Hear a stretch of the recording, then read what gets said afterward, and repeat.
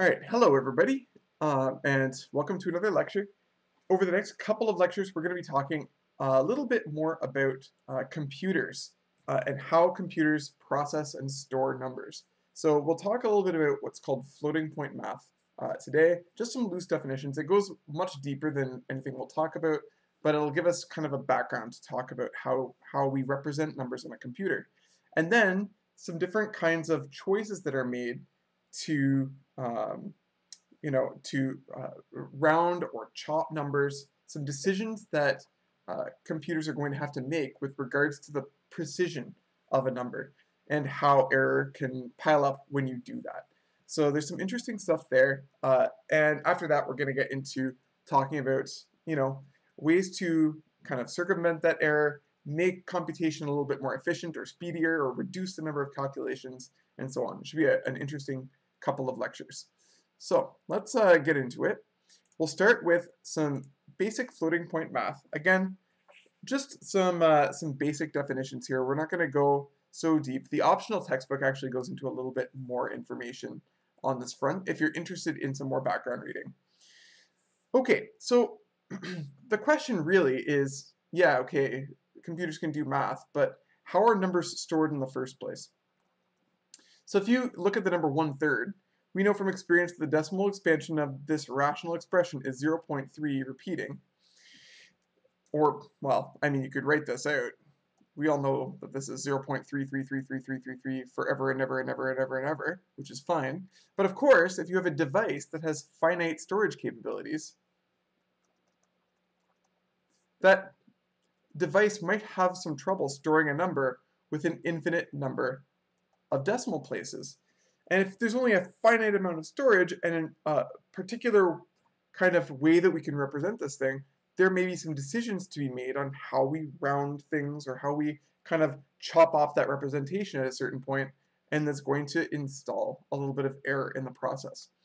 The situation might be even worse, potentially, for an irrational number like pi or e or √2 or whatever floats your boat, where a decimal expansion generally doesn't even follow any kind of pattern. So computers typically use what are called floating points to deal with numbers of all kinds. And so this is a structure that can store any number. I said base 10 here, but really it could be any base that is of a particular size and to a certain precision. Okay, so here's a general floating point number system. There are a couple of well accepted and well utilized floating point systems that are in use, and I'm just going to go over a couple of these things. So typically speaking, if you have an x, some number that you want to store, the floating point representation takes the sign and it assigns it out front to a particular string here, okay? 0 point, and then you have a certain number of decimals of precision, and then you lift that up or shrink it down by a certain power of 10. So you have these three different parts. What's the sign of the number? What's the number of digits of significance you're interested in?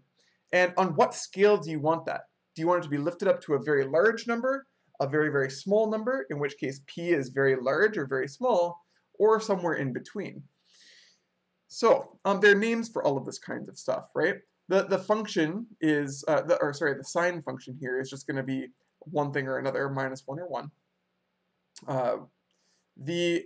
Each of these decimal numbers here creates a string called the Mantissa, which it does describe how many digits of precision that we're interested in. Right? The larger that n is, the more of those digits are involved in the Mantissa, and the more precise your number is going to be. And then finally, I think, as I said, that p in the first place is some number that's determined to be between a range of values that determines how big we can lift up the number or shrink it down to represent, how big could this number possibly be or how small it could possibly be. Okay, for any calculations that I make you do in this course or that we work through in problems and so on, we're going to work in base 10. But a computer is actually going to take a binary representation and store this like a bitwise sort of approach where each of these is a 0 or a 1. So any numbers that we take would be stored in that sort of sense. But you can come up with kind of an analogous system that we can work with and and understand some of the limitations and some of the advantages and some of the considerations we should be making, even by applying this to a decimal system where the different d values are between 0 and 9. But that does not necessarily have to be the case. That's what we get down here, right? The same definitions can be extended to other representations. Octal is base 8, hexadecimal is base 16, and you can read more about that in computer science textbooks or different resources online. And as I said, in truth, the Mantissa is typically stored in binary form. Okay, so we're going to have some fun in terms of some decimal representation. Now, usually, the Mantissa is much longer than just 4 digits, or 3 digits, and so on. Usually it's, you know, some large number, I think 22 or 52. These are numbers that are often given as the precision of a lot of numbers that are thrown around in different kinds of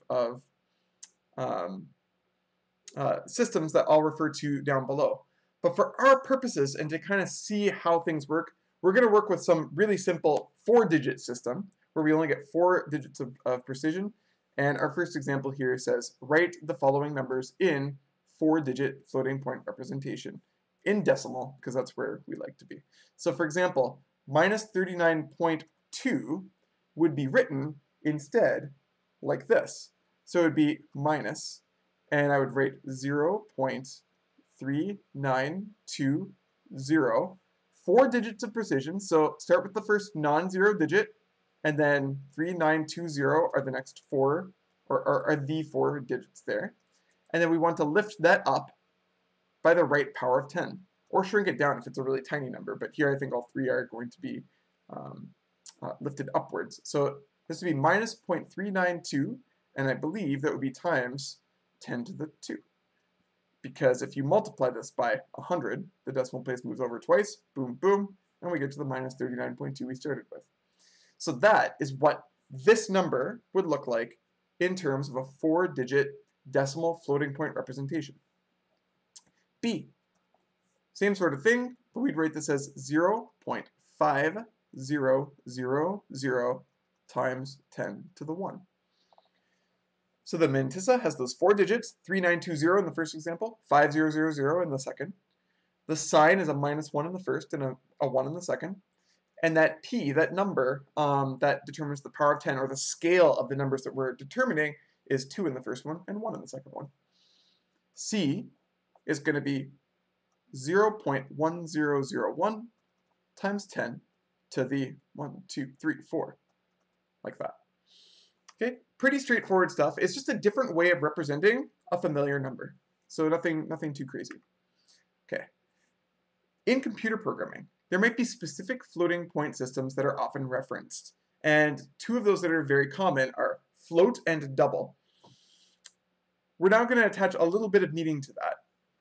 And some of you have some background in this and some of you don't, but everything really works with the definition that I just gave out. So no worries about that. A float refers to a number that uses this format and 32 bits.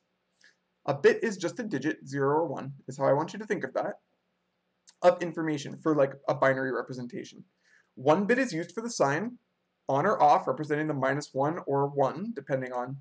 8 bits are used for the exponent, the p, and that leaves, let's see, 32 minus 8 minus 1, it leaves 23 bits for the Mantissa. So the precision is given by a binary string that's 23 digits long. That's what a float refers to. I think I said 22 before, but I guess it's 23. A double precision gives, well, it's interesting because it says double precision, but the Mantissa is actually going to be longer than double of 23. It just uses 64 bits for representation. Again, 1 is used for the sign. 11 are now used for the exponent, and the remaining, I think that works out to subtract by 1, subtract by 11, 52 for the Mantissa. So you get this 52 digits of precision. So essentially, to store these things, double precision floating points require double the storage, but are much more precise when it comes to storing very large or very small numbers. So why wouldn't you just always choose double? Well, you know, if regular floats would take up less space, then maybe it's a bit more efficient or takes up less storage, especially if you're dealing with, you know, certain finite, like decimal representations that end after a certain number of digits, that sort of thing. Now, thinking of example 7, we come to an interesting sort of situation. It says, write the number 20.006 in 4-digit floating point representation. And of course, well, this is a tough thing because if you try to use the strategy we've talked about, we end up with something that would be 0.20006 times 10 to the 2, except obviously this would require 5 digits of precision. We have 5 digits that would be necessary to capture that 6 at the end. And a computer, when faced with this situation, is going to have a couple of options. And the first is chopping, the second is rounding. They're really simple in you know what they are, but I do want to talk a little bit about them and the error associated with each. So for chopping, what we do is truncate that mantissa after n digits. So you're reading off all of those decimals of precision, and then you just stop reading after a certain amount, after n different digits have passed. So in the case of our previous example, we would end up reading these numbers one at a time, 2, 0, 0, 0, and then stop because we've done 4. So we get 0.2000 times 10 to the 2. Okay. In general, when you do this, the absolute error that we get associated with that is the following. It is that the absolute error is less than 10 to the minus n plus p. N was the number of digits in that floating point representation. P was that amount that you scale it up and down, that exponent, that power of 10. Okay, so as an example, applying this formula, the act of chopping any number times 10 to the 2, so where p is equal to 2, to 4 decimal places will produce error of no more than 10 to the minus 2. Let's actually do something like that, okay? Let's look at that example that we just did. So as an example, we had 0.20006 times 10 to the 2. We chopped it, and we got 0.2000 times 10 to the 2. And we get absolute error. If you just do a subtraction there in absolute values, 0.00006, agreed? Times 10 to the 2. And if that's times 10 to the 2, that's 0.006, I do believe. And if you think about that, the amount that you're off totally depends on that last digit. This digit right here. If that's a 6, that produces that amount of absolute error. If it's a 2, then I get absolute error that involves a 2 over here and a 2 over there. If it's a 9, that's there, then I would get an absolute value, or an absolute error rather, of 0.00009 times 10 to the 2, or 0.009. But one thing's for sure, right? 0.009 is almost 0.01. This here could be 0.20009999999 forever and produce an absolute error of 0.00999999. But it's pretty clear that it's no more than 0.01. That's an upper bound on the error associated with doing that. And 0.01, well, that's exactly what this 10 to the minus 2 is. So you can kind of see how that formula works with this. It should make some sense. Okay, chopping, just as a little bit of a note here at the bottom, is quick and dirty. It just lets you read off the number, no problem. Computationally inexpensive. So it doesn't take a lot of extra computation time, and it's just fine if all you need is a rough approximation or a simple estimate. The other option, of course, then, as I've referred to, is rounding. And if you round to n digits,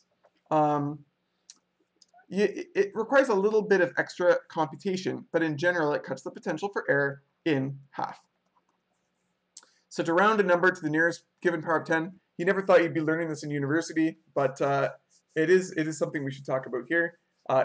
Yet, of course, think of different kinds of schemes. The simple scheme we'll just use is to look to the digit to the right. If it's 5 or greater, round up. If it's not, you round down. And the absolute error, not so surprisingly, you can verify for yourself, is half the error for chopping.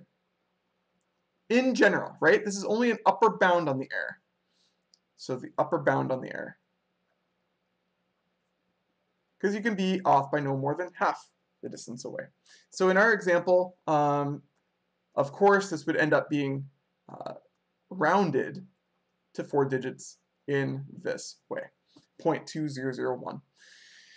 Okay, different applications can choose different sorts of rounding schemes, and there are some where, you know, they'll look to the number at the right and try to make sure that when you round, the result actually ends up with an even digit, or that depending on what happens, you know, like there are different sorts of situations and things you could look up. But for this course, I don't want you to worry about all that stuff. For our everyday calculations and so on, just round up on a 5 and you'll be okay. Okay, I want, because the next couple of, or the next lecture in particular is going to tap into this. So I think it's really important for you to see that while the error might seem really insignificant with a single round or chop, that it can really accumulate quickly depending on what the operations are that you're dealing with, in sometimes very profound and interesting ways. So I want to spend a couple of last examples here to showcase exactly how that is. So it's easy to see how error can accumulate. Like, how do you spell this word? Like this. In this way. So here's what we're going to do. For all of the following, we're going to act like a computer. I could ask you to do this. There's something for you to try like this as well. It's kind of fun and kind of eye-opening.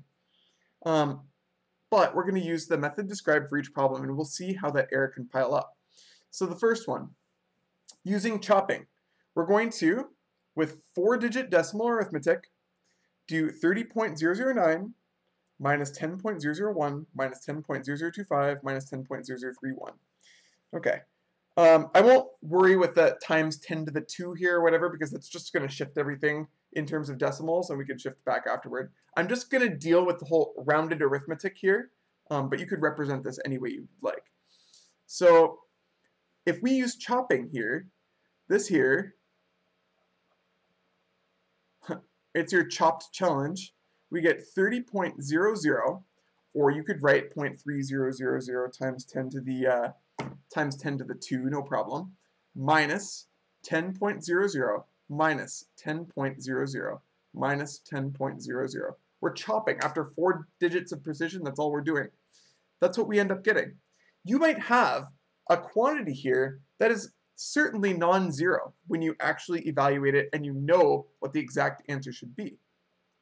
But if you have a finite representation, then it's going to introduce some inaccuracies if your precision goes beyond that.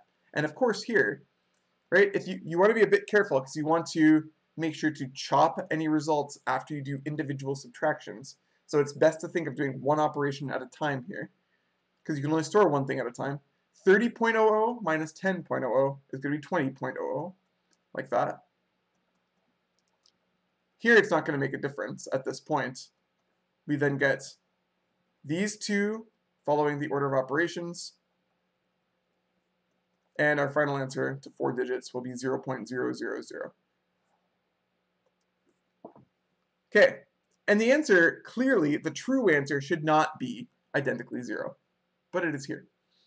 Okay, some other surprising results. Let's take the cube root of 10. The cube root of 10 is an irrational number.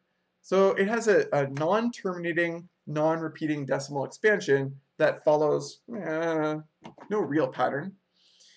And so we're going to take that cubed root of 10, multiply it together 3 times. We know what the answer should be. If you take the cubed root of something and multiply it together 3 times, you should get the original thing. So this should be 10. And this simple act of deconstructing it and representing 10 in a different way is going to lead to inaccuracies. So if you do the cubed root of 10, throw it into your calculator, you can verify for yourself. I did it in advance. It's 2.154 to 4-digit representation using rounding. So I'm going to round each one of these things. And I get 2.154 in this spot. I get 2.154 in this spot. I get 2.154 in this spot. I'm multiplying together all three of them. Okay, I'm going to do these one at a time. If you multiply 2.154 by 2.154, you end up with 4.640, again, rounded. And that's still got to be multiplied by one more of these things, 2.154. And if you work through that, if you multiply those out and then round the result, you don't get to 10. You get 9.995. This is there to demonstrate a point, right? We know that computers will go to much higher precision, especially if you're using that double representation. But this is there in the back. This will happen at some level along the way and introduce that error. And imagine that if you're creating a program that might repeat or that might do thousands or millions of calculations, you can see how stuff might pile up really quickly in terms of how inaccurate a certain estimate is simply by representing a number in a slightly different way. My favorite one is the next one, because take a look at this. This here shouldn't even be defined, right? If you know the tan function, we know that it has an asymptote at pi over 2. It's not defined at that point. And yet, you can throw this into a computer. And because of finite representation, right? Imagine here using 4-digit math. The first thing you're going to do is take pi and chop it to 4 digits.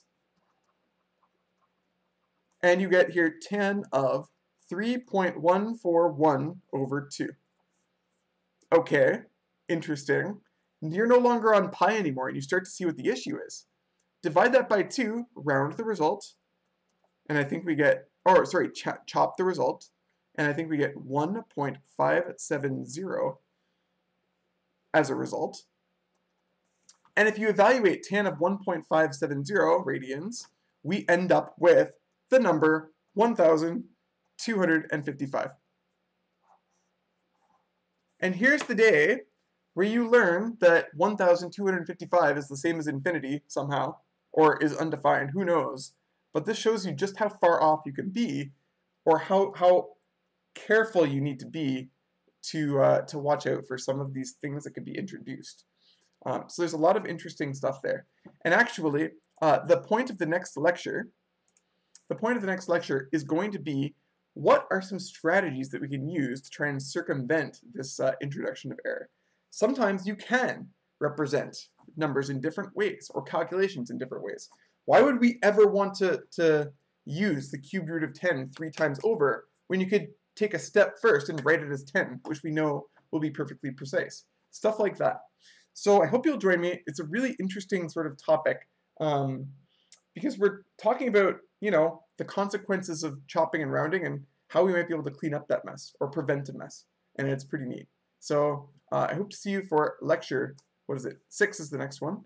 Take care for now, and take care of each other too. See you soon.